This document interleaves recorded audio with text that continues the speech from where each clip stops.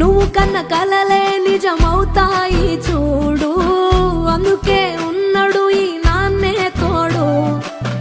దశరథ మహారాజే నాన్నై పుట్టాడు, నువ్వు రాముడంత ఎదగ